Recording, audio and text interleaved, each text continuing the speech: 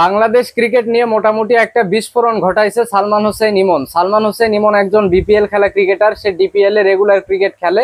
সেই ক্রিকেটার সম্প্রতি ফেসবুকে একটা স্ট্যাটাস দিছে। সেই স্ট্যাটাস দেখে বাংলাদেশ ক্রিকেটের যারা নীতি নির্ধারক আছে তাদের লজ্জা লাগা উচিত, কিন্তু তাদের লজ্জা লাগে না ভাই, কারণ তাদের লজ্জা শরম নাই। তো তার স্ট্যাটাসটা একটু আপনাদেরকে পড়িয়ে শোনাই। সে মানে সালমান হোসেন ইমন সে বলছে, এমন এক দেশে বাস করি যেই দেশে মাস্টার লিগ হয়, সেলিব্রিটিরাও লিগের আয়োজন করে, কর্পোরেট লিগেরও জমজমাট আয়োজন হয়। আহ শান্তি, এরকম একটা দিছে। কিন্তু যারা দেশের হয়ে ক্রিকেট খেলবে তাদের জন্য জেলা থেকে শুরু করে সকল লিগ বন্ধ। দেশের ক্রিকেটের বিভিন্ন পদে যারা দায়িত্বরত আছেন, দয়া করে যা পারবেন না সেই দায়িত্ব ছেড়ে দেন।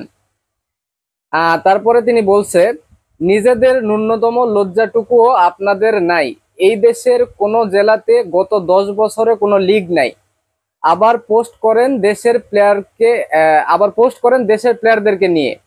তারপরে বলছে, একটা সমাবেশ করতে 1 থেকে 2 লক্ষ টাকা খরচ করেন, কিন্তু বাচ্চাদের খেলার জন্য 30,000 টাকা খরচ করতেও ভয় হয় আপনাদের। তারপর বলছে, সবকিছু নিয়ে রাজনৈতিক চিন্তা ভাবনা বাদ দেন ভাই।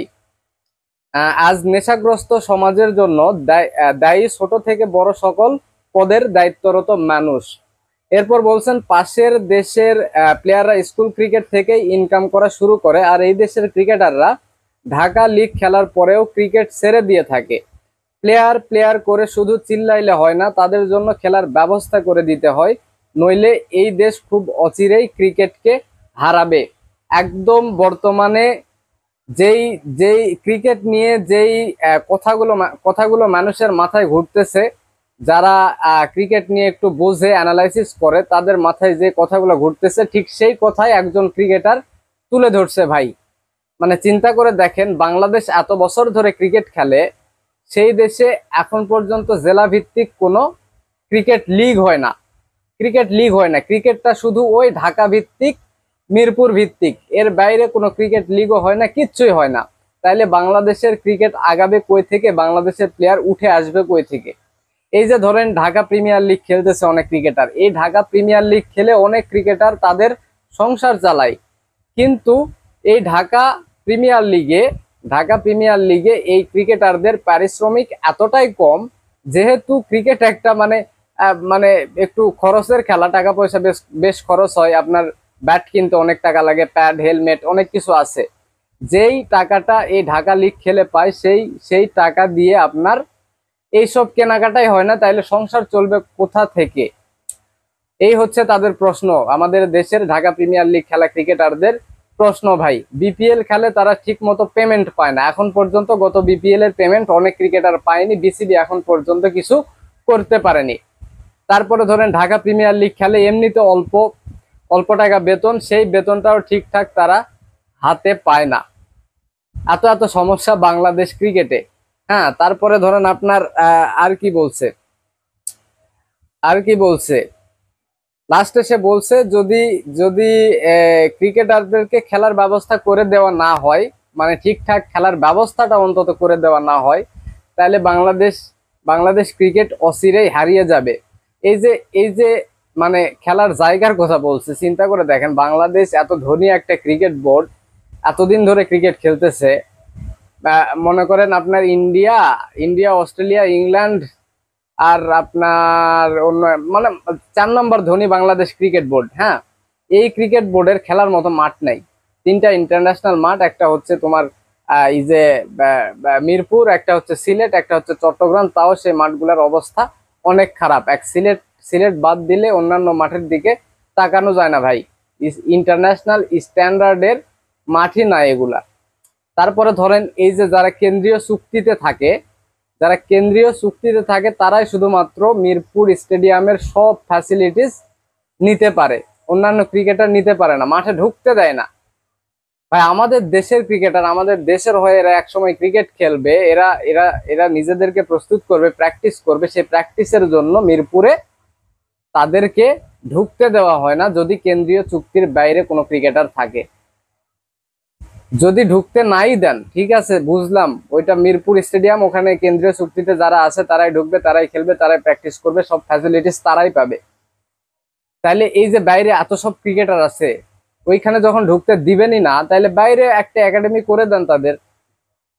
এত বড় একটা দেশ, এত এত জায়গায় স্টেডিয়াম আছে, সেগুলো সংস্কার সংস্কার করেন। সেখানে তাদেরকে খেলান, খেলার পরিবেশ তৈরি করে দেন, প্র্যাকটিসের পরিবেশ তৈরি করে দেন।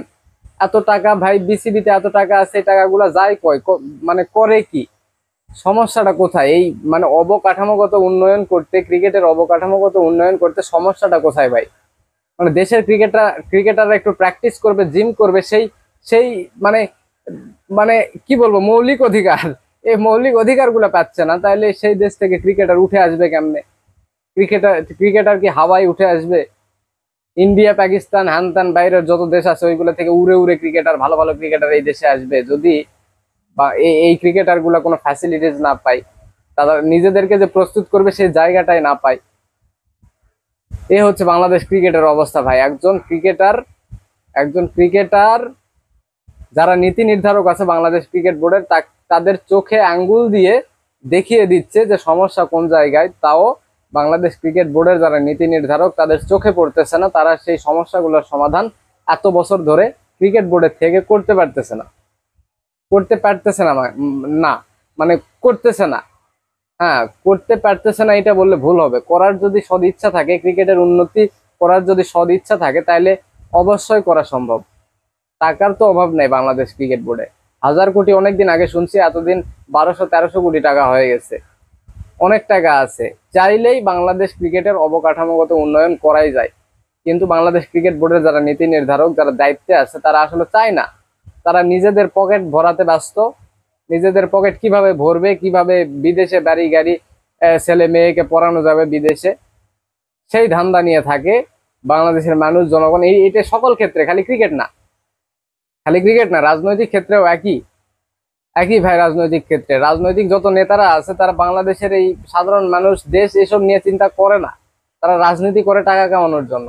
তারা জানে রাজনীতি করব, একটু প্রথমের দিকে মাইর টাইর খাবো, একটু লাইনে উঠে গেলে, কোনো একটা পদে গেলে টাকা পয়সা যা করার করব, করে বিদেশে একটা বাড়ি বানাবো, সেখানে ছেলে মেয়ে স্ত্রী যা আছে সবাইকে পাঠাবো।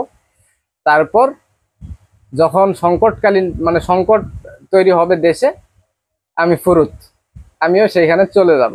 এইটাই বাংলাদেশের যত রাজনৈতিক নেতা বলেন, তারপরে আপনার এই যে ক্রিকেট বোর্ড, মানে সকল ক্ষেত্রে যারাই বলেন, এই চিন্তা ভাবনা নিয়ে থাকে।